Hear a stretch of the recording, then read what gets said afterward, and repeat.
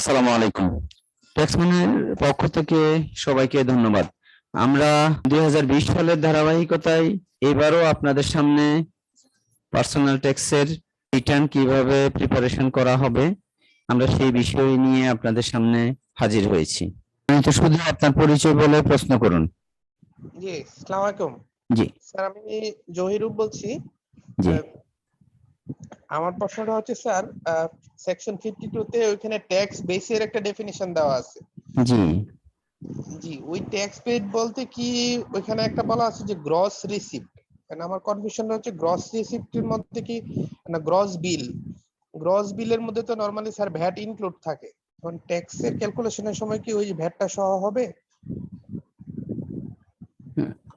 যে আমার মনে হয় প্রশ্নটা আবার করেন, কারণ যেহেতু প্রশ্ন সবাই একই প্রশ্ন অন্য কারো থাকতে পারে, সেই ক্ষেত্রে আমরা প্রশ্নটা আর একটু ভালো করে শুনি। যারা পার্টিসিপেন্ট আছে তারাও যদি একটু ভালো করে শুনি তাহলে হয়তো এই প্রশ্নটা সলভ হয়ে যাবে। আপনি বলছেন 52D এর কথা। জি, আমি বলছি স্যার সেকশন 52 ডাবল এ বা 52 তে ওখানে ট্যাক্স বেসের একটা ডেফিনিশন দেওয়া আছে। ট্যাক্সের রেটে আমি একটুখানি বলি, আমরা আজকের আলোচনাটা এইভাবে সীমাবদ্ধ রাখতে চাই যে বিষয়গুলো নিয়ে আমরা স্লাইড দিছি, যে বিষয়গুলো নিয়ে আমি বক্তৃতা দিছি। কারণ মানে ধরেন আমি আপনার সামনে যদি কোনো কিছু উপস্থাপন করতে হয় যেটি ধরেন আজকের আলোচনায় নাই, কারণ 40 থেকে 47টা তো সেকশন শুধু টিডিএস এরই আছে। জি স্যার। মানে আপনি আজকের আলোচনাতে ধরেন আপনার স্যালারির কথা বলেন, আজকের আলোচনাতে আমরা বাড়ি ভাড়া টিডিএস এর কথা বলেন, আজকের আলোচনাতে আমরা সেভিং ইনস্ট্রুমেন্টের টিডিএস এর কথা বলেন।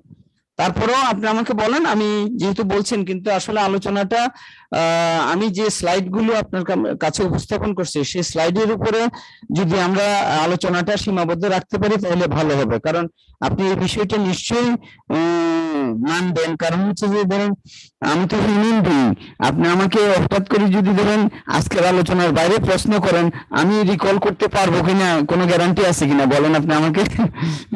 তারপরেও বলেন আপনি কোন সেকশনটা বলছেন আমি দেখি পারি কিনা। স্যার, ওই সেকশন 52 তে সেকশন 52 কি ডিল করে সেটা বলেন আগে, সেকশনের নামটা। Supply of contract. হ্যাঁ, এখন কি হয়েছে বলেন, সাপ্লায়ার কন্ট্রাক্টটা বোধহয় অন্তত 50 পেজ। জি স্যার, 50 পেজ। ওইখানে একটা ডেফিনিশন দেওয়া আছে ট্যাক্স বেস। হ্যাঁ, ট্যাক্স বেসের মধ্যে ওখানে বলা আছে ট্যাক্স বেস হবে higher of gross receipt, payment, তারপর কন্ট্রাক্ট ভ্যালু। আমি একটু আপনাকে ট্যাক্স বেসটা বলি। ট্যাক্স বেসটা হচ্ছে যে আপনার গ্রস বিল। জি স্যার, গ্রস বিল। গ্রস বিল ধরেন আপনি সার্ভিস প্রোভাইডার, আপনি যদি সার্ভিস প্রোভাইডার হন তাহলে আপনি একটা বিল করছেন, বিলের মধ্যে ভ্যাট নিঃসন্দেহে ইনক্লুড নাই। হ্যাঁ, বিলের মধ্যে ভ্যাট ইনক্লুড নাই, ভ্যাট কে দিবেন? যিনি সার্ভিস রিসিভার উনি দিবেন। মানে আমি ইন জেনারেল আপনাকে বলছি, ধরেন আপনি 100 টাকার একটা কাজ করছেন, তো 100 টাকার কাজ যদি করে থাকেন তাহলে ভ্যাট কি আপনি দিবেন? আপনি বিল যখন সাবমিট করবেন আপনার কাছ থেকে ট্যাক্স কেটে রাখবে, কিন্তু ভ্যাট কে দিবে? ভ্যাট তো কাস্টমার দিবে। কাস্টমার দিবে। তাহলে ধরেন ধরেন 5% ভ্যাট, ধরেন 7.5% ভ্যাট, তাহলে 7.5% ভ্যাট অ্যাড করে তারপর আপনি বিল করবেন। তাহলে গ্রস ভ্যালু কোনটা? গ্রস ভ্যালু তো আপনার ওই 100 টাকা যেটা বিল অ্যামাউন্ট, ভ্যাট যোগ করার পরে তো এটা গ্রস ভ্যালু হয় না, কারণ তাহলে তো 160 টাকার উপরে আপনাকে ভ্যাট ক্যালকুলেট করতে হবে। যদিও ভাই আজকে আমরা ভ্যাটের আলোচনা করছি না। ভ্যাট না স্যার, মানে ট্যাক্সটা ক্যালকুলেশনটা আর কি। আমার কথা হচ্ছে ট্যাক্স ক্যালকুলেশনটা গ্রস বিলের উপরে হবে। এখন গ্রস বিল একটা এক্সাম্পল সামনে না আনলে তো গ্রস বিলটা কিভাবে বুঝাবো? আমি আলোচনার জন্য বুঝাইলাম, ধরেন আপনি আমার সাথে কন্ট্রাক্ট করছেন এই কাজটা করতে আপনি 100 টাকা নেবেন, তাহলে এই 100 টাকাই gross bill before deducting tax, before including VAT. আপনি যদি ট্যাক্স যদি কেটে ফেলেন তাহলে তো 90 টাকা হয়ে যাবে, 90 টাকার উপরে তো আর আপনি ভ্যাট নেবেন না, ভ্যাট তো আপনার গ্রসের উপরে হবে।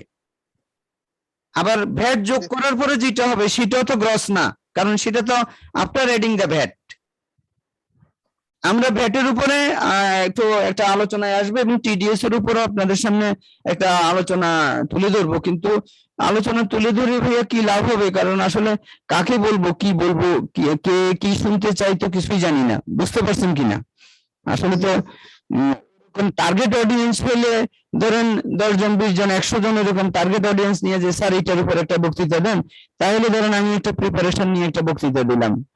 এখন আসলে ধরেন আমি কি ইস্যু নিয়ে মার্কেটে আসছি আর আপনারা কি ইস্যু চাচ্ছেন সেটা বুঝতেছি না, তবে আজকে আমরা যে আলোচনাটা করছি এটা আমার বিশ্বাস এটা সবারই দরকার। তো জলিল সাহেব অনেক ধন্যবাদ, আমরা ইনশাল্লাহ আবারও আপনার কাছে আসবো অন্য ইস্যু নিয়ে। সম্মানিত সুধী আপনার পরিচয় দিয়ে প্রশ্ন করুন। হ্যালো, আসসালামু আলাইকুম স্যার। ওয়ালাইকুম সালাম। স্যার আমি গাজী মোহাম্মদ শাহনওয়াজ চট্টগ্রাম থেকে বলছিলাম স্যার। জি বলুন। অ্যাক্সেস বারের মেম্বার স্যার। জি স্যার আমি তো আপনাদের ক্লাস লেকচারগুলো প্রথম দিক থেকে শুনি নাই, আসলে আমার ওই লিংকটা যেটা দেওয়া হয়েছিল ওটা তো আমি লাস্টে দেখছি আর কি, এসএমএসটা। তো স্যার আপনার লেকচারগুলো আমি কিভাবে পাবো স্যার? লেকচারগুলো ইউটিউবে পাবেন আমাদের। ইউটিউবে আমরা কি লিংক কোনটা স্যার? ইউটিউবের লিংক হচ্ছে দি টেক্সম্যান লিমিটেড লিখে সার্চ দিলে চলে আসবে, কোনো লিংক লাগবে না, দি টেক্সম্যান লিমিটেড শেষ। হ্যাঁ, সহজ নাম সহজ উপায়, ট্যাক্সম্যান দি ট্যাক্সম্যান লিমিটেড লিখে সার্চ দিলে ওয়েবসাইটে পেয়ে যাবেন, ইউটিউবে পেয়ে যাবেন, ফেসবুকে পেয়ে যাবেন। ওকে, থ্যাংক ইউ স্যার। আমাদের প্রত্যেকটা লেকচার আমরা ইউটিউবে আপলোড করে দিচ্ছি। আচ্ছা স্যার, ওকে। আপনি আমাদের সাথে কানেক্টেড হয়েছেন কিভাবে? মেসেজের মাধ্যমে? আমি এসএমএস দিছিল, আমাকে লিংকটা দিছিল এসএমএস এ। হ্যাঁ, এটার মাধ্যমে। আচ্ছা, এর আগে এসএমএস দিছি বোধহয় আপনি খেয়াল করেন না। আপনি দেখেন ফেসবুকের লিংক, ওয়েবসাইটের লিংক আমরা সবগুলো দিছি। আমাদের বইয়েরও আমরা আপনার কাছে বোধহয় মানে লিংকিং পাঠাইছি, আপনি দেখেন। আচ্ছা আচ্ছা, ঠিক আছে। এখন আর কিছু লাগবে না, আপনি আমাদের ফেসবুক, ইউটিউব, ওয়েবসাইট, আমি সবাইকে অনুরোধ করব আপনারা ওয়েবসাইটের সাথে একটু অ্যাটাচ থাকবেন, কারণ ফেসবুক তো ধরেন নদীর স্রোতের মতো ইনফরমেশন গুলো তো চলে যাচ্ছে, একমাত্র ডিউরেবল হচ্ছে আপনার ওয়েবসাইট। ইউটিউবে তো ধরেন আমি যে জিনিসটা পারফর্ম করছি সেটা, ইউটিউবে তো ধরেন আমি আর নোটিফিকেশন দিচ্ছি না, আমি নোটিফিকেশন গুলো ফেসবুকের মাধ্যমে দিচ্ছি, কিন্তু আমার উপস্থিতি, সরব উপস্থিতি হচ্ছে ইয়েতে, ওয়েবসাইটে। সেই জন্য আপনারা ওয়েবসাইটের সাথে একটু অ্যাটাচ থাকলে, আমাদের এটা আরো অনেকগুলো ফাংশন আছে, আপনারা ওয়েবসাইটের সাথে একটু অ্যাটাচ থাকবেন। Okay sir. জি, আসসালামু আলাইকুম। হ্যালো, আসসালামু আলাইকুম। জি, ওয়ালাইকুম সালাম। আমি আতর বলছিলাম। জি, ধারা 123 বিধি 8 এ বাড়ি ভাড়া ব্যাংকে প্রদানের যে নিয়ম, 25,000 টাকা, জি, এটা কি একটি ফ্ল্যাট মানে একটি ভাড়াটিয়ার জন্য, না সব ভাড়াটা মিলে 25,000 টাকা বেশি হইতে হবে? মানে কখন এটা 25,000 টাকা ধরবো ন্যূনতম? এটা খুব সুন্দর প্রশ্ন করছেন। আপনি কি প্র্যাকটিস সার্ভিস কোথায় আছেন একটু বলবেন কি? আমি অ্যাকাউন্টেন্ট হিসেবে একটা আইটি কোম্পানিতে আছি। আমি এসিসিএ কোয়ালিফাইড। আইনি এই ধরনের কোনো ব্যাখ্যা নাই, তবু আপনি আমার কাছ থেকে একটু শুনেন, শুনলে আপনার জন্য সুবিধা হবে। আমরা আপনাকে দেখলে একটু ভালো হতো না?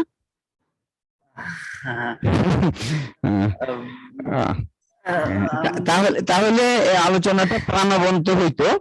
আপনি শুনেন, এটা করা হয়েছে কি জন্য, আপনি শুনেন, এটা করা হয়েছে গভর্নমেন্ট চাই যে আপনি বাড়ি ভাড়াটা ব্যাংকের মাধ্যমে রিসিভ করেন, যাতে করে আপনি ফাঁকি দিতে না পারেন।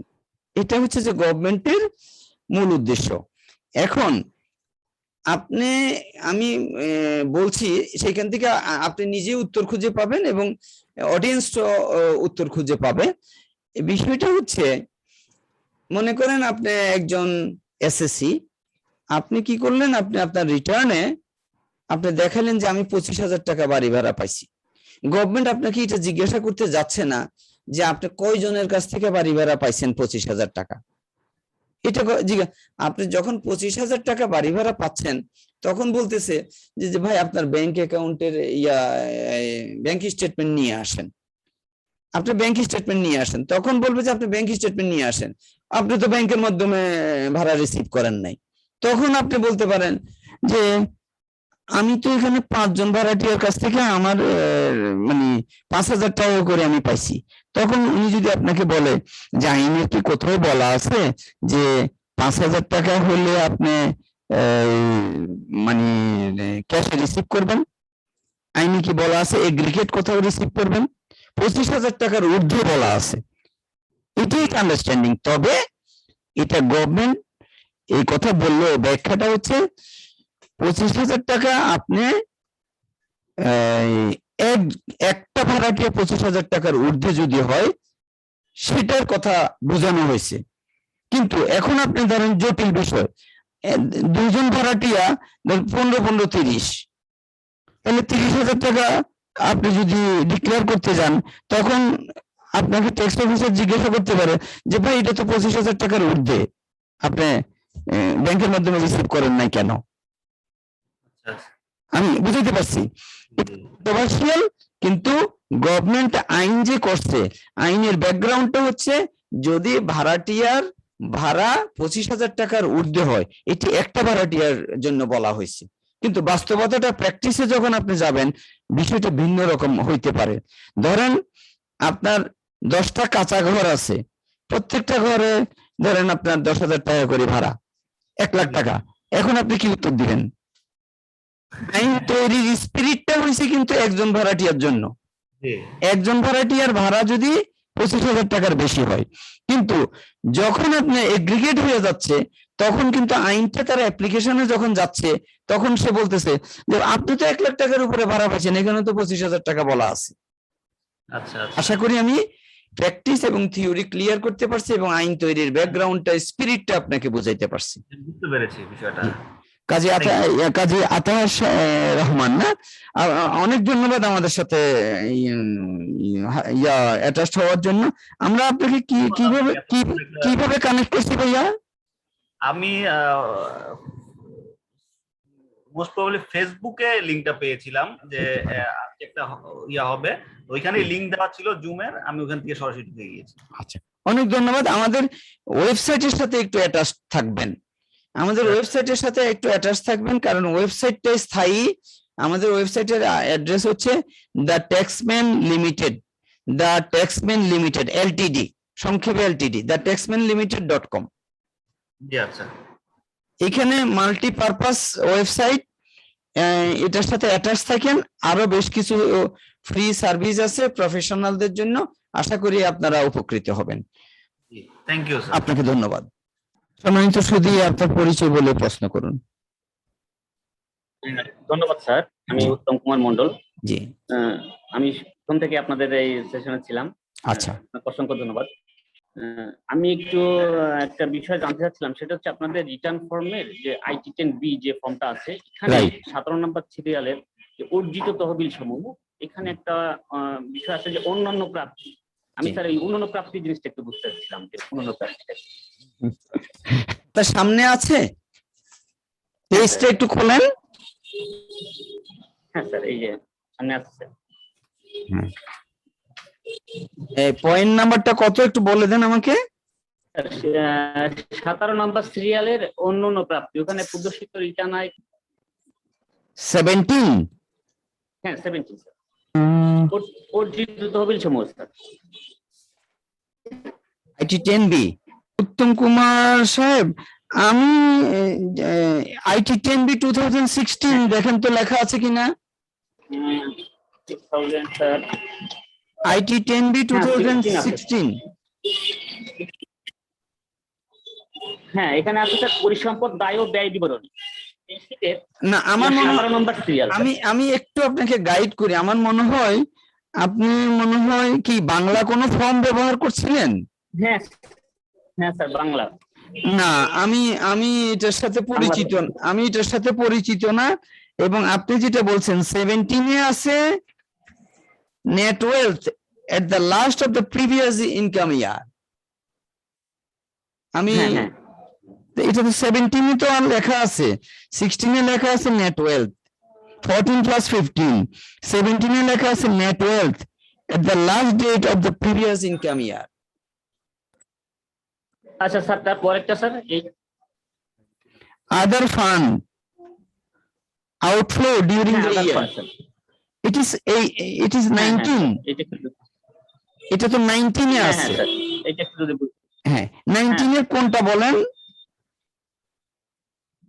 এখানে 3 নাম্বার, স্যার। 19 এর A B C আছে। হ্যাঁ, সি, স্যার, সি। সি তো একদম স্পষ্টভাবে লেখা আছে গিফট, ডোনেশন, কন্ট্রিবিউশন। নেটওয়ার্ক একটু সমস্যা হচ্ছে বোধহয়। আমি দেখছি এখানে 19 সিতে লেখা আছে গিফট, ডোনেশন এন্ড কন্ট্রিবিউশন। হ্যাঁ, স্যার। এটা তো স্পেসিফিক বলা আছে, আমার তো এক্সপ্লেইন করার কিছু নাই এখানে। আপনি দেখেন 19 এর এ হচ্ছে অ্যানুয়াল লিভিং এক্সপেন্ডিচার, 19 এর বি হচ্ছে লস ডিডাকশন এক্সপেন্সেস, 19 এর সি হচ্ছে, শুনতে পাচ্ছেন আপনি? হ্যাঁ, হ্যাঁ, স্যার, শুনতে পাচ্ছি। আচ্ছা, আপনি যে বলছিলেন যে ভাইয়া আমি দেখছি যে 19 এর মধ্যে এখানে 19 এ হচ্ছে অ্যানুয়াল লিভিং এক্সপেন্ডিচার, বি হচ্ছে লস ডিডাকশন, সি হচ্ছে গিফট, ডোনেশন, কন্ট্রিবিউশন। আমার মনে হয় আমি এবং আপনি রাইট ফর্ম নিয়ে কাজ করছি না। না, বোধহয় সেটাই, স্যার। তাহলে আমাদের আমরা কাছে বাংলা ভার্সনটা আছে। না না না না না আমরা কোনো বাংলা ভার্সন নিয়ে কাজ করছি না, আমরা ইংলিশ ভার্সনটা নিয়ে কাজ করছি। কোথাও গ্যাপ আছে আমরা আবার কানেক্টেড হব মানে অন্য কোনো ইস্যু নিয়ে আমরা। আর এটা হ্যাঁ, অবশ্যই, স্যার, অবশ্যই।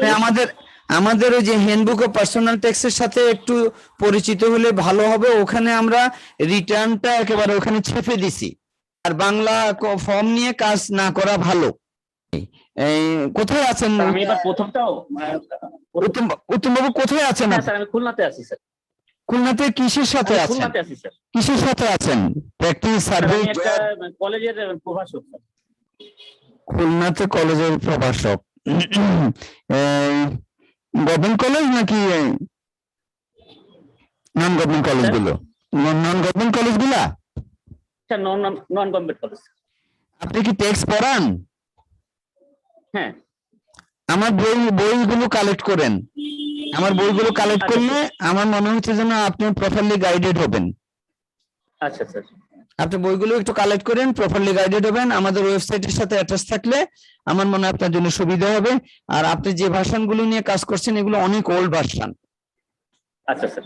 আমরা যখন 30শে জুন শেষ হয় তখন আমরা ব্যস্ত হয়ে যাই, মানে নিজেদেরকে আপডেট করার জন্য, মানুষজনকে আপডেট করার জন্য। আপনাকে অনেক ধন্যবাদ যে আপনি আমাদের সাথে কানেক্টেড হয়েছেন, আমাদের ওয়েবসাইটের সাথে অ্যাটাচ থাকবেন। আশা করি আপনি আপডেট থাকবেন সব সময়। ইকবাল হোসেন সাহেব, আপনার পরিচয় দিয়ে প্রশ্ন করুন। জি স্যার, আমি ইকবাল হোসেন, মেম্বার, ঢাকা ট্যাক্সেস বার। জি বলুন, কিভাবে হেল্প করতে পারি, আমরা কি প্রশ্ন নিব আপনার? স্যার, আমি তো নতুন কাজ করতেছি, আমার এক্সপিরিয়েন্স নেই। আমার একজন ক্লায়েন্টের 63.5% জায়গা আছে। জি। এখন এই জায়গাটা উনি ফার্স্ট রিটার্ন সাবমিট করবে, এর জন্য কত টাকা ট্যাক্স দিতে হবে স্যার? এইটা একটু যদি বলতেন। 19 এ ইতিপূর্বে আপনাকে যে বক্তৃতাটা দিছি, আমাদের ইউটিউবে ঢুকে 19 এ যে সেকশনটা আছে সেই সেকশনটা নিয়ে আপনি একটু পড়লে জিনিসটা আপনার জন্য সহজ হয়ে যাবে। 19 এ। জি স্যার, ধন্যবাদ। আমরা আপনার কাছে কিভাবে পৌঁছি ইকবাল সাহেব? স্যার, আমার কাছে এসএমএস আসছে স্যার। আচ্ছা, ঠিক আছে। আমাদের প্রকাশনা সম্পর্কে জানেন কিনা জানি না, আমাদের প্রকাশনা সম্পর্কে একটু পরিচিত হলে আপনার জন্য হেল্প হবে। যেহেতু আপনি ঢাকা ট্যাক্সেস বারের member, I most welcome you. আপনি আমাদের প্রকাশনাগুলোর সাথে একটু পরিচিত থাকেন, তাহলে আপনার জন্য গাইডেড হবে। আপনাকে ধন্যবাদ। জি স্যার, ধন্যবাদ স্যার। আসসালামু আলাইকুম স্যার। সম্মানিত সুধী, আপনাদের পরিচয় বলে প্রশ্ন করুন। আসসালামু আলাইকুম স্যার। ওয়ালাইকুম সালাম। সম্মানিত সুধী, আপনার পরিচয় বলে প্রশ্ন করুন। আমি ইলিয়াস, আইটিপি, ঢাকা ট্যাক্সেস বারের মেম্বার। অনেক ধন্যবাদ। বলেন আপনাকে কিভাবে হেল্প করতে পারি? স্যার, আমার আইটি 10B দিয়ে একটা কোশ্চেন, আর একটা কোশ্চেন হলো 82C। 82C, জি বলেন, আগে 82C বলেন। স্যার, 82Cটা একটু যদি আপনি আপনার মতো একটু ক্লিয়ার করতেন। 82C এর জন্য 2 ঘন্টা লেকচার দেওয়া দরকার। না ছোট্ট আকারে যদি একটু যাতে কনসেপ্টটা ক্লিয়ার আচ্ছা, হয়। 82 টা হচ্ছে আপনি 82 সেকশনটা খুলবেন, খুলে সেখানে দেখবেন কতগুলো সেকশন উল্লেখ করা আছে। যে সেকশন গুলো সেখানে উল্লেখ করা আছে সেই সেকশন গুলো 82 এর জন্য প্রযোজ্য হবে। এই সেকশন গুলোতে যদি কোনো, এবং 82 টা টিডিএস এর সাথে সম্পৃক্ত, 82 এর আন্ডারে যে সকল সেকশন গুলো বলা হয়েছে সেই সেকশন গুলোর আন্ডারে যদি কোনো টিডিএস করা হয়ে থাকে সেটি ফাইনাল সেটেলমেন্ট হিসেবে পরিগণিত হবে। এবং এই ফাইনাল সেটেলমেন্টের অর্থ হচ্ছে আমার এইখানে একটা দেখেন একটা শেষে গিয়ে একটা কম্পিউটেশন দেখাইছি, অর্থাৎ প্রথমে আপনাকে মোট আয়ের সাথে যোগ করতে হবে, পরবর্তীতে 82C এর ইনকাম গুলোকে বাদ দিতে হবে এবং ট্যাক্সটা বাদ দিয়ে আপনার আদার দেন 82C এর ইনকাম গুলোকে আইডেন্টিফাই করতে হবে। এটাই হচ্ছে 82C। কিন্তু আমি এক নিঃশ্বাসে যেটা বলছি অন্তত 2 ঘন্টা লেকচার দেওয়া দরকার। সেটা ঠিক Yes, আছে sir. স্যার, সেটা আমি বুঝছি। একটু কি সামান্য ধারণা পাইছেন কিনা? এবার সাপ্লিমেন্টারি প্রশ্ন করলে অন্যদের শুনে সুবিধা হবে। আমি বুঝতে পারছি, আর ইংরেজি অনেক সময় অনেকটা ক্লিয়ার হওয়া যায় না, 82C কাজ সবসময় তো পাওয়া যায় না, ঠিক আছে, যে কারণে যখনই আসে তখন আসলে কনসেপ্টটা ক্লিয়ার থাকে না। এই জন্য মনে করেন আপনার কাছ থেকে আমি ক্লিয়ার হইলাম। আর এখানে আরো একটা কোশ্চেন আছে স্যার, জি সেটা হলো সঞ্চয়পত্র থেকে যে ইনকাম, জি এখান থেকে 5% বা 10% যে ট্যাক্স কেটে রাখে, হুম। এই ট্যাক্সটা যদি রেগুলার ইনকামের সাথে কি ক্রেডিট হবে? সঞ্চয়পত্রের ইনকামটা কি 82C? জি স্যার। 82C হলে ইনকামের সাথে যোগ হবে, যোগ করে ওই যে ক্যালকুলেশনের আমি একটা ইউটিউব থেকে এটা নিবেন, আজকে যে লেকচারটা ইউটিউবে নিয়ে শেষে দেখবেন যে ওখানে 82C এর ইনকামটাকে কিভাবে আলাদা করে দেওয়া হয়েছে, ঠিক সেই প্রক্রিয়ায় যেতে হবে। 82C হইলেও যোগ হবে, যোগ হইয়া বাদ যাবে। স্যার এখানে একটু মানে আমার এই কনফিউজটা একটু দূর করতে চাই। মনে করেন 82C যখন আমরা কাজ করি, যে 82C তে দেখা যায় আমি যে ট্যাক্স দিছি আর আমার রেগুলার যে ট্যাক্সটা হয়েছে, দুইটার মধ্যে যেটা বেশি আমরা ওইটা আমার পে করতে হবে, ওইটাই মিনিমাম ট্যাক্স। বুঝতে পারছি কিনা? আমি বুঝতে পারছি, কিন্তু আপনি শুধু 82C এর একটা ইনকাম নিয়ে বলছেন, আমি অনেকগুলো ইনকামের সাথে এটাকে নিয়ে কথা বলছি। না না সেটা ঠিক আছে স্যার। এখন যারা একজন স্যালারি পারসন, জি স্যালারি পারসন যখন তার মনে করেন 5 লাখ টাকার সঞ্চয়পত্র আছে, জি সে স্যালারি থেকে বছরে 10,000 টাকা ট্যাক্স কেটে রাখছে, তো বছর শেষে আর ওই সঞ্চয়পত্র থেকে তার ইনকাম এক্সাম্পল হয়েছে, এই ইনকাম হয়েছে 2 লাখ টাকা, সেখান থেকে ট্যাক্স কেটে রাখছে 2,000 টাকা। জি এখন উনি চাচ্ছে এই 2,000 টাকা ক্রেডিট দেখাইতে, যে 10,000 টাকা দেওয়া আছে আর এই 2,000 12,000, তার বছর সাথে ট্যাক্স হয়েছে 15,000 হুম 74 এ। এখন হুম। 12,000 টাকা মাইনাস করে বাকি 3,000 টাকা সে দিতে চাচ্ছে।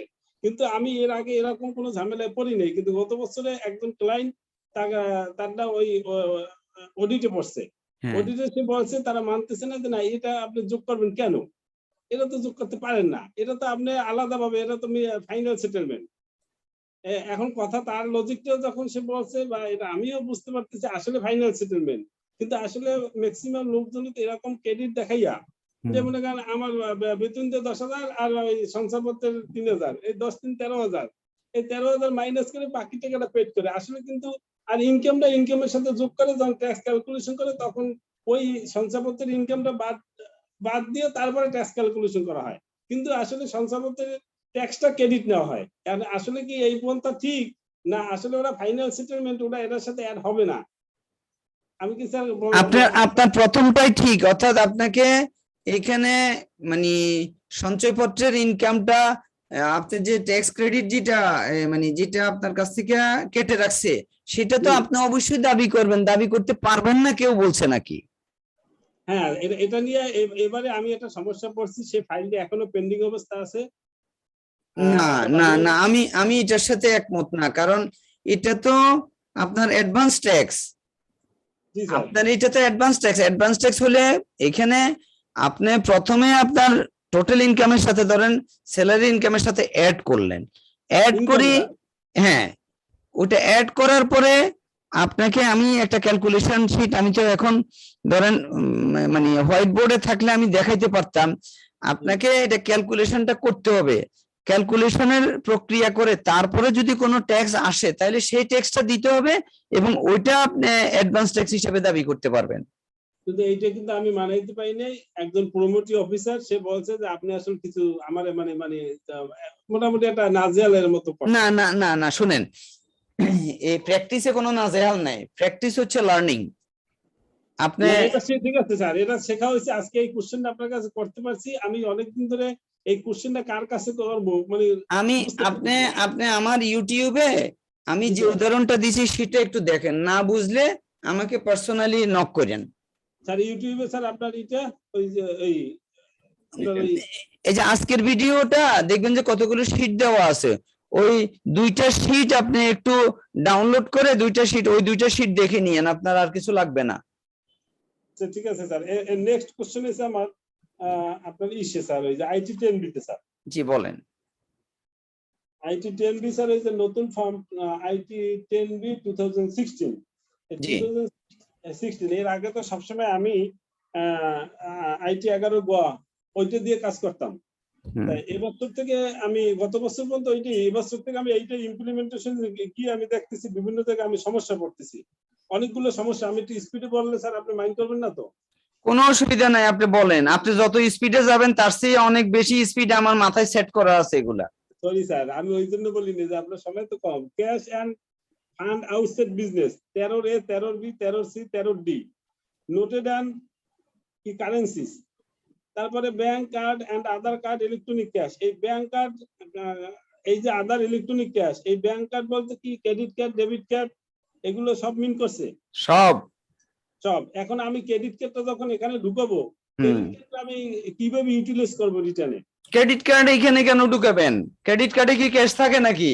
ক্রেডিট কার্ড তো ক্রেডিট না, কার্ড বলছে এই জন্য। এখন এখন এখানে একটা কোশ্চেন আছে স্যার, ক্রেডিট কার্ডের জন্য বিভিন্ন জায়গা দিয়ে এনবিএল এর অনেক ইন্সপেক্টর তারা মনে করেন ওই খুঁজছে ক্রেডিট কার্ডের স্টেটমেন্ট নিয়ে পার্টিকে কল করে, তারপরে পার্টিকে বলা হচ্ছে যে এটা না না না না না না না না না না না ইলিয়াস সাহেব, সেটা ভিন্ন জিনিস। ক্রেডিট কার্ড তো ভিন্ন জিনিস। শুনে নেন, শুনলে আপনার জন্য ভালো হবে।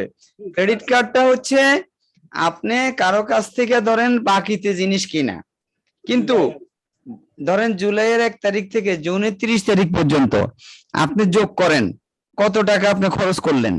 যত টাকা আপনি খরচ করছেন সেটা আপনার জীবনযাত্রার ব্যয়ে আসতে হবে না? জি স্যার, জি স্যার। আপনি ওটা দেখান না, আপনার ক্লায়েন্ট ওটা দেখায় না, সেই জন্য ইন্সপেক্টরে ওইটাকে আনতে চাচ্ছে, কিন্তু ওইটা it is not your asset, এটা এখানে আসবে না।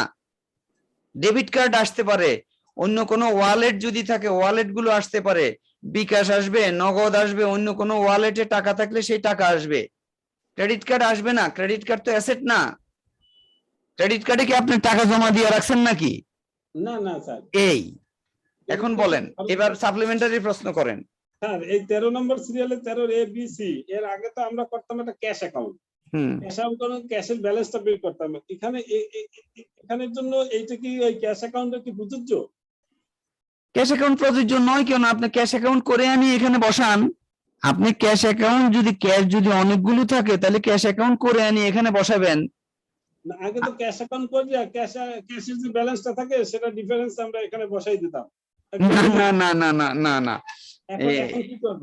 এটা এটা এটা তো একটা অ্যাকাউন্টিং। আপনার গত বছরের ক্যাশ ছিল, জি গত বছরের ওপেনিং ক্যাশ আছে, এই বছর আপনি সারা বছর কত টাকা ইনকাম করছেন, কত টাকা খরচ করছেন, ব্যাংকে কত টাকা আছে, সবকিছু মিলিয়ে তারপরে তো এখানে ক্যাশ আসবে। আপনারা যেভাবে করেন আমরা তো ওইভাবে করি না, আমরা তো ধরেন এটা অ্যাকাউন্টিং করে তারপরে আনি। না স্যার, আপনার কথা বুঝছি যে আপনি অ্যাকাউন্টস করে তারপরে এখানে নিয়ে আসে, রাইট। কিন্তু আমরা শর্ট একটা অ্যাকাউন্টস করি, এই কথা ঠিক আছে। না, আমি আপনাদের শর্ট অ্যাকাউন্টস এর সাথে পরিচিত না, আমার কাছে কোনো শর্টকাট কোনো ওয়ে নাই। প্রফেশনাল ক্ষেত্রে স্যার ওইটা আছে, শর্টকাট কোনো ওয়ে নাই। আপনি শর্টকাট ওয়ে যদি ব্যবহার করেন তাহলে পরবর্তীতে ফাইল রিওপেন হইতে পারে, অডিটে পড়তে পারে, এগুলোর উত্তর দিবেন কোথা থেকে? কোনো শর্টকাট ওয়ে নাই। যত বেশি ইলাবোরেটলি কাজ করে ডকুমেন্ট গুলো ফাইলিং করে রাখা যায়, পরবর্তীতে অডিট আসুক, অর্থোডক্স আসুক, সিআইসি রিওপেন করুক, যাই করুক না কেন, আপনি লড়ার জন্য তৈরি থাকবেন। আপনি ক্যাশ কিভাবে লিখছেন সেটার একটা লজিক আছে না? জি sir. Opening balance plus during the year আপনি কত টাকা ক্যাশ রিসিভ করছেন, প্লাস আপনি কত খরচ করছেন সেটাই তো ক্যাশ। আপনি এইভাবে যদি না আসেন তাহলে আমি মিলাইতে পারবো না, কারণ আমি বাকিটার সাথে আমি পরিচিত না। ও তাইলে যে স্যার ক্যাশ স্টেটমেন্ট যেটা করতে হবে সেখানে এরকম ব্যালেন্স যেটা থাকবে সে ব্যালেন্সের ভিতরে কারেন্সি কত আছে, ব্যাংক কার্ডে কত আছে বা ক্যাশে কত আছে, provident fund and others fund, জি এটা কি এটাও কি ক্যাশে চলে আসবে? অবশ্যই আসবে, এখানে আলাদা আলাদা করে দেওয়া আছে, যেখানে যেটা আছে সেখানে সেটা আনতে হবে। না এর আগে তো আমরা প্রভিডেন্ট ফান্ড এটা আমরা দেখাইতাম আপনার ওই আগে পুরান ফর্মে ইনভেস্টমেন্ট কলামে দেখাইতাম। পুরাতন ফর্ম থেকে বেরোয় আসেন, আমি পুরাতন ফর্ম 2017 থেকে পুরাতন ফর্ম ব্যবহার করি না, আর আমি হাতে কোনো কাজ করি না। স্যার আমি ইনশাআল্লাহ ওই যে হাতে করি না, আমি কম্পিউটারে করি, কিন্তু এখন ওই পুরাতন ফর্ম থেকে এই ফর্মে আপনি কম্পিউটারে টাইপ করেন, আমি কম্পিউটারে সফটওয়্যারে করি। আমি এক্সেলে করি স্যার। আপনি কম্পিউটারে টাইপ করেন আর আমি সফটওয়্যারে করি। আমি একটা শীট, ডাটা শীট দিই, ইনপুট দিই, আমার আর কিছু করতে হয় না, আমি আর বাকি কোনো কিছু করি না, শুধু একটা পেজ ইনপুট দিই। আমার এটা একটা স্বয়ংসম্পূর্ণ সফটওয়্যার, আমি কিছু করি না। বুঝতে পারছেন কিনা?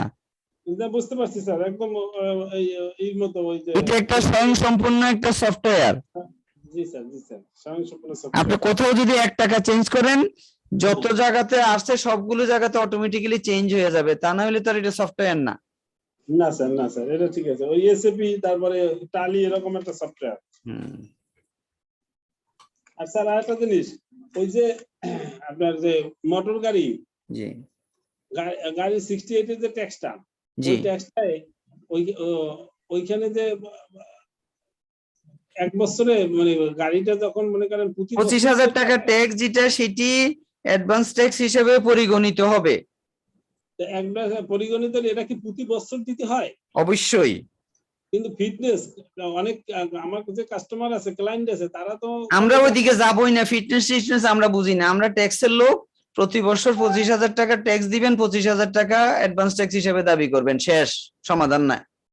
উনি কি দেয় না দেয় ওইগুলো, ওই গাড়ির ফিটনেস এগুলো আমার জানারই বিষয় না। আমার জানার বিষয় হচ্ছে উনি জুলাই থেকে জুন পর্যন্ত একবার 25,000 টাকা পেমেন্ট করবেন, সেই 25,000 টাকা আপনি অ্যাডভান্স ট্যাক্স দেখাবেন।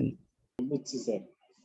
আর একটা জিনিস স্যার, যে শিডিউল 25, জি শিডিউল 25 এ যখন শিডিউল 25 টা যখন পূরণ করবো, 4 নম্বর সিরিয়াল চাই, জি চাইলে যেমন নন agriculture property at cost value G or any advance, মানে এখানে মনে করেন আমার 10 শতক জমি এবারে নতুন নিলাম, আর প্রিভিয়াস যে জমিটা আছে সেটা যেখানে বলা আছে value at the start of income year, increase during the income year, value at the last date of income year, এখানে এই ডিফারেন্স গুলো আমার কি বাইর করবো? আমি তো এর আগে আমার উত্তরের দিকের জমি, উত্তরের দিকের সত্যি প্রাপ্ত জমি, সেই জমির তো ভ্যালুই আমি লিখি নাই, ভ্যালু আননোন, তাহলে এখানে আমি এগুলা ভ্যালু লেখার দরকার নাই। পৈতৃক সম্পত্তি হলে ভ্যালু লেখার দরকার নাই, আপনার অংশটুকু আপনি লিখে দিবেন। স্যার আমার কেনা সম্পত্তি হলে তখন কি ডিফারেন্স ইনক্রিজ এগুলো দেখাইতে হবে? না না, ওয়ান্স ইন এ লাইফ আপনি একবার ক্রয় মূল্য যেটা দেখাবেন সেটা ক্যারি করে যাবেন, আর কোনো কিছু করতে হবে না। আর একটা জিনিস স্যার, যে গোল্ড আছে, ফার্নিচার আছে, এই জিনিসগুলো ভ্যালু দেখানো কি উত্তম ফার্স্ট ফাইলে?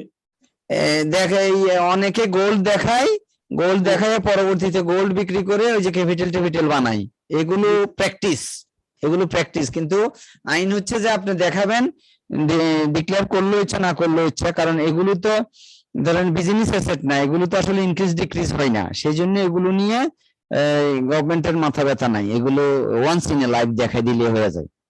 না এখন এটাকে আমি আননোন ভ্যালু রাখলেই তাই না, আননোন ভ্যালু দেখাইতে পারেন কিন্তু পরিমাণটা উল্লেখ করে দিতে পারেন আর কি, এরকমই প্র্যাকটিস। আরেকটা কোশ্চেন, সেটা হলো যে একটা ফার্স্ট ফাইল, একটা লোক 3 থেকে 4 বছর জব করছে, জব করার পরে সে ফার্স্ট ফাইলটা সাবমিট করবে, এই ধরনের ফাইলে আমি মিনিমাম মানে ক্যাশ কতটা দেখানো উচিত? 1 টাকা মিনিমাম ক্যাশ দেখানোর কোনো আইন নেই।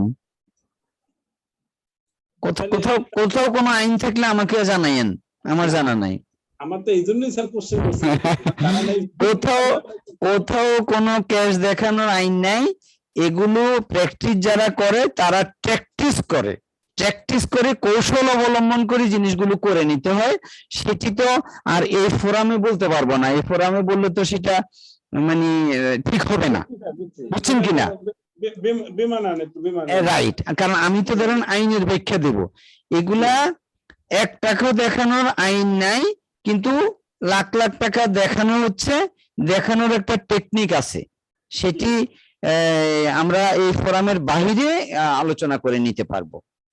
আপাতত এইটাই শেষ। অনেক অনেক ধন্যবাদ, অনেক ধন্যবাদ। আমাদের ওয়েবসাইটের সাথে অ্যাটাচ থাকেন, আমরা ফেসবুকের সাথে অ্যাটাচ থাকেন, ইউটিউবের সাথে অ্যাটাচ থাকেন, তাহলে আমার মনে হয় আপনি আপডেট থাকবেন।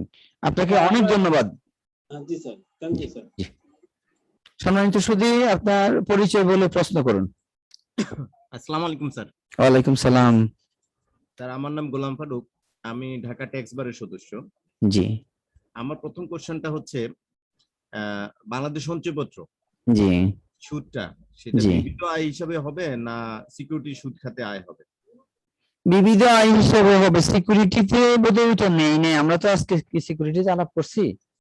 আমরা বোধহয় আজকে ইনকাম ফ্রম সিকিউরিটিজ আলাপ করি না, আমার মনে হয় এটা বিবিধ হওয়া দরকার। আচ্ছা, যেটাই হোক, এমনিতে মানে ধরেন কোন ক্লাসে যাবে সেটার চেয়ে জরুরি হচ্ছে যে মানে কোনো অ্যাপ্লিকেশন ইস্যু থাকলে আমরা আলাপ করলে উপকৃত হবে সবাই। ব্যাপার হচ্ছে কি স্যার, আমরা তো এটা যেহেতু আপনার বইও আছে, জি সরকারি যত রকমের সিকিউরিটিজ, বন্ড, ডিবেঞ্চার, সেগুলা ঋণপত্র, সেগুলো আমরা সাধারণত সিকিউরিটি সুদ খাতে আয় দেখাই আমরা। জি তারপরে সেটা আমরা ওখানে দেখাই, ওখানে 82 যেহেতু সেভাবে কম্পিটিশন করি, 82 এটা বাদ দিয়ে ক্যালকুলেশন করি। জি। এটা হচ্ছে, এটা আমার একটু কনফিউশন ছিল, আপনি আজকে বিবিধ আয়তে দেখাইছেন তো এই জন্য আমি একটু ক্লিয়ার হতে চাচ্ছিলাম আর কি। গোলাম ফারুক সাহেব না? জি ভাই, আমরা আপনার কাছে পৌঁছি কিভাবে? মেসেজ আমি না ফেসবুক? আপনি আপনার সাথে জড়িত অনেক আগে থেকে, এর আগের ক্লাসও আমি ছিলাম স্যার। আচ্ছা আচ্ছা, এমনিতে কি মেসেজ পাচ্ছেন আপনি?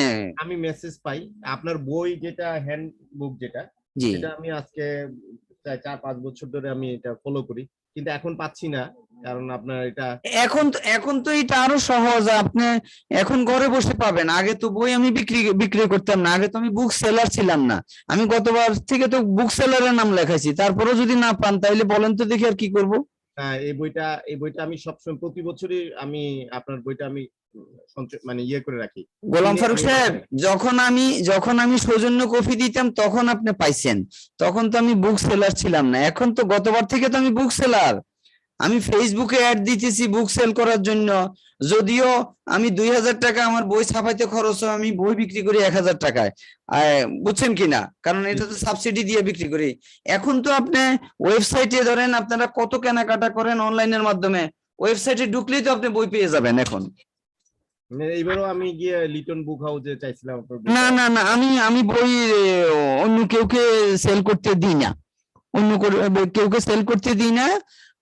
কারণ আমি যে সাবসিডিটা দিই, আমার উদ্দেশ্যটা শুনেন, আমি যে সাবসিডিটা দিচ্ছি সেটা তো আপনার জন্য দিচ্ছি, সেটা যদি লিটন, করিম, রহিম, জলিল, জাব্বার সে যদি খায় ফেলে তাহলে আমি আপনার জন্য কেন কষ্ট করলাম? স্যার এখন কি আমি এই শুধু হ্যান্ডবুকটা কি শুধু? না না না না, আমরা আমাদের একটা সেট আছে, আমরা সেট বিক্রি করি। ও আচ্ছা, ঠিক আছে, আমরা সেট বিক্রি করি। আচ্ছা ভাইয়া, জি জি, কোশ্চেন ঠিক আছে, মানে হয়েছে কি, মানে ধরেন কোন ক্লাসে গেল তার চেয়ে আপনি ধরেন এটা ভুলে সিকিউরিটিজে নিয়ে গেলেন, কিন্তু অ্যাপ্লিকেশনটা ঠিক করাটাই হচ্ছে যে আসলে আমাদের জরুরি, বুঝছেন কিনা বিষয়টা? জি জি, আপনাকে অনেক ধন্যবাদ ভাইয়া। দ্বিতীয় কোশ্চেনটা হচ্ছে, জি জি বলেন। আপনার স্যালারি থেকে টিডিএস কাটি, জি ডাইরেক্টর রিমিউনারেশন থেকে কাটা হয়, কিন্তু যখন ডাইরেক্টর রিমিউনারেশন আপনার ট্যাক্সেবল হবে না, হুম, সেই ক্ষেত্রে তো আমি টিডিএস কাটতে পারি না। না দরকার নাই, ট্যাক্সেবল না হলে কেন কাটবেন? ওনার আদার ইনকাম আছে কিনা সেটা দেখেন। আদার ইনকাম না স্যার, আমার যখন কোম্পানি ডাইরেক্টরদের ক্ষেত্রে দেখা গেল আমি টিডিএস কাটি নাই, কিন্তু আমার ডাইরেক্টর রিমিউনারেশন পুরোটা ডিসঅ্যালাউ করছে, কেন টিডিএস কাটি নাই? আপনি একটা ব্রেকআপ দেন, ব্রেকআপ দিয়ে বলেন যে এই যে দেখেন ওনার আদার কোনো ইনকাম নাই, ওনার পার্সোনাল রিটার্নটা দেন ওনাকে, কফি দিয়ে বলেন যে কপিতে ওনারা লিখিয়ে দিয়েছে 2,60,000, 2,70,000, 1,00,000 এতটা হাজার, এটা উনারাই ইয়েতে অ্যাসেসমেন্টে উল্লেখ করছে, কিন্তু কেন টিডিএস কাটা হয় না সে বলে পুরোটা ডিজেলাও। অ্যাপিল, আপনাকে অ্যাপিলে যাইতে হবে, কারণ আইনি প্রক্রিয়া। আপনি তো কারোর সাথে যে মল্লযুদ্ধ করতে পারবেন না, আপনাকে তো আইনি প্রক্রিয়ায় যেতে হবে। কি করতে আরেকটা পারবেন? কথা হচ্ছে স্যার, আরেকটা কথা হচ্ছে আমার যদি ট্যাক্সেবল ইনকামও হয় ডাইরেক্টরের, হ্যাঁ, আমি বছরের শেষে যদি ট্যাক্সটা কাটি, আমি মাসে মাসে কাটি নেই, সেই জন্য কি ডিজেলাও করতে পারবে না জরিমানা করতে পারবে? পারে পারে পারে ডিজেলাও করতে পারে, জরিমানা করতে পারে। এগুলো ধরেন আইন বিস্তৃত। ট্যাক্সের আইনে আপনাকে যদি আওতায় আনতে চাই, আপনার জন্য কোনো ইয়া নাই, মানে ডিপেন্ড করার কোনো জায়গা নাই। কিন্তু এগুলো ধরেন আইনটাকে এমন ভাবে অ্যাপ্লাই করতে হয় যাতে করে আইনটা ধরেন মানে সর্বজনের জন্য পালন করা সম্ভব হয়। বিষয়টা এরকম আর কি, বুঝছেন? তো এইখানে নিয়মটা কি? নিয়মটা হচ্ছে যে আপনি মাসের শেষে আপনি যখন দিবেন, রিমুনারেশন দিবেন, তখনই ট্যাক্স কেটে ফেলবেন এবং পরবর্তী মাসের 15 তারিখের মধ্যে আপনাকে চালানের মাধ্যমে সেটি পরিশোধ করতে হবে। এরকমই তো আইন। জি স্যার, আমি যদি কিন্তু আইনটা না মানি তাহলে আমাকে জরিমানা আদায় করতে পারে। জরিমানা করতে পারে, জরিমানা আমি করতে পারে। সুদ জরিমানা, কিন্তু আমার ডিজেলও তো করতে পারে না স্যার, ডিজেলও করে দিচ্ছে। এটা আপনি খুব সুন্দর প্রশ্ন করছেন, কিন্তু মানে জরিমানাও করতে পারে, ডিজেলাও সে করতে পারে। আপনি আইন পরিপালন করেন নাই, তাহলে তো আপনাকে প্রত্যেকটা ডিজেলাও এর জন্য আইন করা লাগবে, বুঝছেন কিনা? তাদের অ্যাকশনই তো হচ্ছে ডিজেলাও। এখন আপনি অ্যাপিলে যান, অ্যাপিলে গিয়ে বলেন, অ্যাপিলে গিয়ে বললে আমার মনে হচ্ছে যেন জিনিসটা, আর এটা তো সিম্পল, যেহেতু এটা আপনার মানে ট্যাক্সেবল ইনকামের নিচে আছে, সো দ্যাট আমার তো মনে হয় এটা অ্যাপিলে যাওয়া উচিত।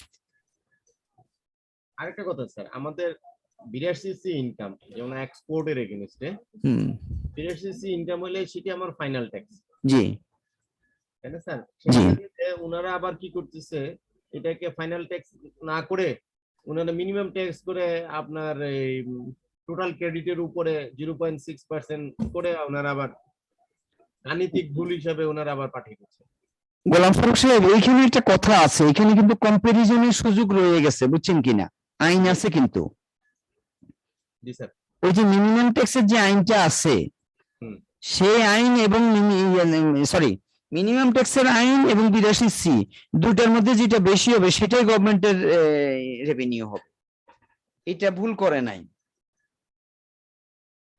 আপনাকে 82C বলছে, ধরেন এটা যদি কোম্পানি না হইতো তাহলে 82C ওইখানে শেষ হইতো, কিন্তু যেহেতু এটা লিমিটেড কোম্পানি, ওই কোম্পানির জন্য তো ওই যে রেভিনিউ ওনার টার্নওভারের উপরে একটা ইয়া আছে, একটা কম্পারিজন আছে, এটা অ্যানাদার ফিনোমিনন, এটাও কনসিডার করতে হবে। তারা টার্নওভার ধরে নেই, কারণ আমার ব্যাংকে তো যেহেতু লিমিটেড কোম্পানি, হ্যাঁ, সেই লিমিটেড কোম্পানিতে আমার এক্সপোর্টের টাকাটাও ক্রেডিটে আসে, আমার লোনের টাকাটাও এসওডি টাকাটাও ক্রেডিটে আসে, তারা টোটাল ক্রেডিটের উপরে এখানে আবার inter company transaction, inter bank account transaction আছে, ক্যাশ ডিপোজিট আছে। গোলাম ফারুক সাহেব, আমার প্রস্তুতি নাই। গত বছর এই ধরনের একটা আইন হয়েছে, যদি আপনি এক্সপোর্ট যদি না করেন, এক্সপোর্ট যদি টোটাল ডিক্লেয়ার না করেন, তাহলে সেটাও ইনকাম হয়ে যাবে। ইম্পোর্ট যদি টোটাল ডিক্লেয়ার না করেন, এরকম একটা আইন হয়েছে। এটা 50% ট্যাক্স হবে, এটা স্যার জানি স্যার, আমি জানেন। জি স্যার, কিন্তু আমার যখন ব্যাংক রিকনসিলিয়েশন দেওয়ার পরও ওনারা সেটা অ্যাকসেপ্ট করতেছে। আচ্ছা গোলাম ফারুক সাহেব, দেখেন এখন ট্যাক্স অথরিটি তো বুঝতেছেন যে এই সকল বিষয়গুলো অভিযোগ আছে। এখন অভিযোগের চেয়ে বড় বিষয়টি হচ্ছে যে আমরা তো ধরেন একটা হচ্ছে যে আইন আর একটা হচ্ছে প্র্যাকটিস। এখন আমরা তো ধরেন এখানে যেগুলো আলোচনা করতেছি সেগুলো ধরেন হয়তো মানে আইনের ব্যাখ্যা, মানে ধরেন আপনার লেভেলের প্রশ্নগুলো তো ধরেন আসলে বসে আলাপ আলোচনা করা ছাড়া মানে জিনিসগুলো উত্তর দিতে পারবে না কেউ। আপনার যারা ধরেন এই শহরে যারা ধরেন ইনস্টিটিউট খুলে বসছে ট্যাক্সের দেওয়ার জন্য, ট্রেনিং দেওয়ার জন্য, তারা কি আপনি যে প্রশ্নগুলো করছেন এগুলোর উত্তর দিতে পারবে? কোনোদিন দেখছিলেন খোঁজ খবর নিয়ে? একটু দেখেন, কারণ তারা তো ট্যাক্সের সার্টিফিকেট দিচ্ছে, নিত্য নৈমিত্তিক হচ্ছে, ট্রেনিং হচ্ছে। এই তো আমার মনে হয় আপনি এই সকল ইস্যুগুলো, স্যার আপনি চার্টার্ড অ্যাকাউন্টেন্ট, দ্যাটস ওয়াই আমি কাদের মোল্লা স্যারের স্টুডেন্ট ছিলাম। আচ্ছা, কোন ফার্মের? মোল্লা কাদের আহসান কোম্পানি। কোম্পানি তো এখন বোধহয় নাই না? না স্যার, কাদের স্যার মারা গেছে, আমাদের ইনস্টিটিউটের প্রেসিডেন্ট ছিলেন স্যার উনি। কোম্পানিও কি একদম ইয়া না? ওটা তো জানি, কোম্পানিও কি একদম অ্যাবলিশ হয়ে গেছে? নাই স্যার, এখন স্যারের তো আর ছেলে, স্যারের মেয়েরা তো আর সিএ পড়ে নাই স্যার। ও, তাহলে কেউ কারোর সাথে পার্টনারশিপে যায় নাই মনে হয় না? না স্যার, আহসান স্যার তো আগেই বেরিয়ে গেছেন, তো স্যার তো মারা গেছেন। আপনি কি চেম্বার করেন কোথাও আশেপাশে থাকেন? জি আশে স্যার। মানে এই সেগুনবাগিচা এই এরিয়াতে কোনো চেম্বার? না স্যার, আমার চেম্বার হচ্ছে ক্যান্টনমেন্ট, ঢাকা ক্যান্টনমেন্ট এরিয়া। আচ্ছা আর আচ্ছা। আমি উত্তর আধুনিক ল কলেজে স্যার ইনকাম ট্যাক্স, ভ্যাট, তারপরে কোম্পানি ল, কমার্শিয়াল ল এগুলো পড়াইছে। খুবই ভালো, খুবই ভালো, খুবই ভালো, খুবই ভালো, খুবই ভালো। শুনে ভালো লাগলো। তো গোলাম ফারুক সাহেব, তাহলে আমরা আজকের জন্য শেষ করতে চাই। ইনশাআল্লাহ আবার কথা হবে, আর আমাদের মেসেজ গুলো ফলো করবেন। অবশ্যই স্যার। জি। আসসালামু আলাইকুম স্যার। জি, আসসালামু আলাইকুম। সম্মানিত সুধী, যদি আর কোনো প্রশ্ন না থাকে তাহলে আমরা 5 মিনিটের মধ্যে আমরা আমাদের আজকের আলোচনা শেষ করতে চাই। ট্যাক্সম্যানের সাথে থাকার জন্য আপনাদের সবাইকে ধন্যবাদ। আমরা ভবিষ্যতে স্যার, জি, আসসালামু আলাইকুম। স্যার আমি এমডি সাইফুল আজম সাইদ বলছিলাম। আমি একটা চাইনিজ ফুড কোম্পানিতে অডিট এবং ফাইন্যান্স ম্যানেজার হিসেবে আছি। জি। স্যার, আমাদের এক ফরেনার ছিল, উনি ওয়ার্ক পারমিট নিয়ে বাংলাদেশে আসছিল এবং ওনার যতদিন ছিল ওনার ট্যাক্স ফাইল জমা দিছি। তার এই লাস্ট ইয়ার যেটা উনি জি। মার্চে চলে গেছেন, জি। ওনার ওয়ার্ক পারমিটও রিনিউ করা হয় নাই আর উনি বাংলাদেশে স্টেও করেন নাই। তো স্যার, এই কারেন্ট ইয়ারে ওনার ট্যাক্স রিটার্নটা আমরা কিভাবে কি করব স্যার? যে কয় মাস ছিল সেই কয় মাসেরটা দিবেন। উনি কয় মাস ছিলেন? এক মাসও তো ছিল না, উনি মার্চে চলে গেছেন। তা আমার তো ইয়ার শুরু হয়েছে July to June. Nil return submit করবেন, রিটার্নটা সাবমিট করা লাগবে, নীল রিটার্ন সাবমিট করবেন। স্যার, কোনো দরখাস্ত বা কোনো সাপোর্টিং? কিচ্ছু দেওয়ার দরকার নাই, আপনি নীল রিটার্ন সাবমিট করেন। সাবমিট করার পরে কিছু বললে উনি কি ব্যাংকের মাধ্যমে টাকা রিসিভ করতেন আগের গুলা?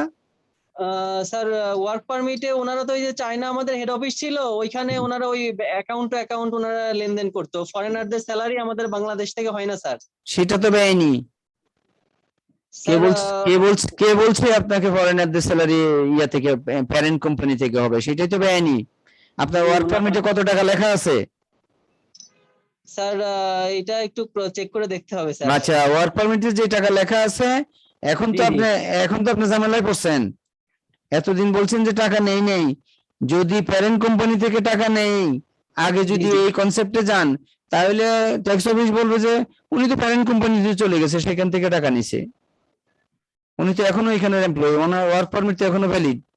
না স্যার, আমরা যে ডকুমেন্ট আছে আমাদের, যে লাস্ট যে রিনিউ করছি এরপরে আর কোনো রিনিউ হয় নাই।